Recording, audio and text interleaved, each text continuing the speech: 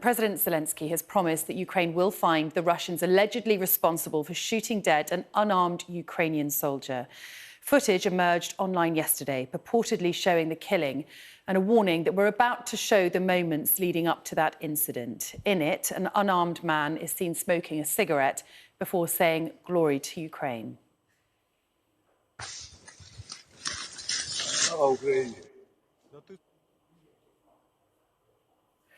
The man is then shot repeatedly. Sky News has been unable to independently verify the location and date of the footage, but Ukraine says the man killed is thought to be a Ukrainian serviceman called Timofey Shadura, who went missing in the area around the heavily contested city of Bakhmut in early February.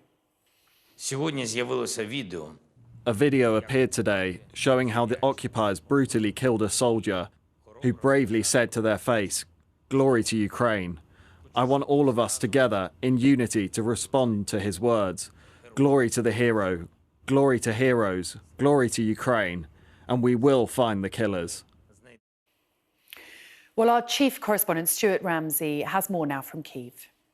There's some confusion about the detail of the video. What I would say, though, if it is absolutely correct and what it purports to be, then that is, without doubt, a war crime. And, of course, that's nothing to do with actual fighting, as you're saying, around Bakhmut and in other parts of the country as well. That is just simply a criminal act, and it will be investigated. There are, of course, hundreds, if not thousands, of war crime allegations that are being investigated right now, from the rape of women, from the killing of civilians, and just the shooting and damage caused to civilian buildings. I think the key issue here, though, is, despite what the President says, I don't know how you're going to find the people who carried out that attack. That will be extremely difficult, but he says that is what they're going to attempt to do, and we know that the prosecutors here are following up on all sorts of crimes, and the UN, of course, are doing exactly the same. But it will be very difficult. I think what's very interesting when it comes to war crimes is what they're really interested in, that's the investigators, is towards the line of command. Were there actual orders to do this, and how high up do those orders go? Did they go all the way up to the Kremlin, for example, for some of the behaviour that we've seen in the country, in what is turning into a really, really nasty war, as we know? Sean, your reaction to that video and any more detail that you can tell us about it? Yeah, it's part of the horrors of war that's being piped in our living room, which is quite horrible. But what do we know? This is a 12-second video. It's not a particularly great quality. It appears to show a Ukrainian soldier, a captured prisoner of war, getting shot at point-blank range.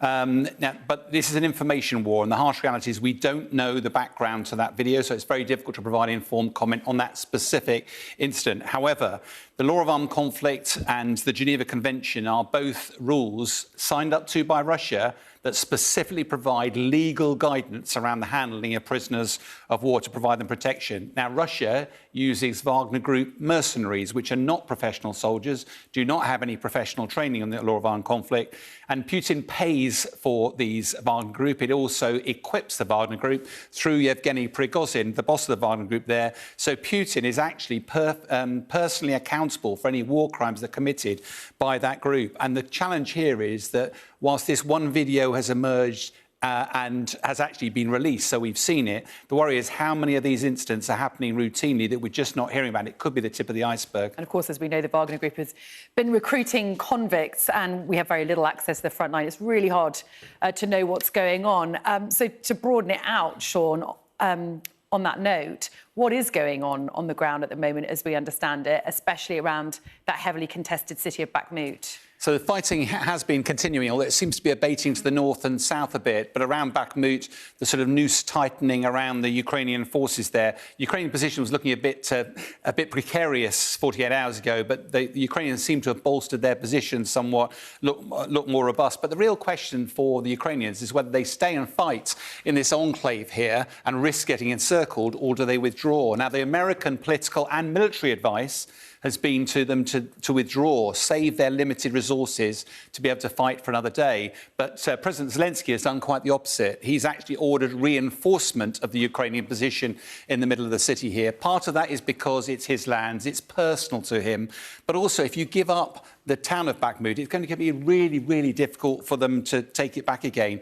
But strategically, there's a really interesting point here that Russia has mounted a major offensive.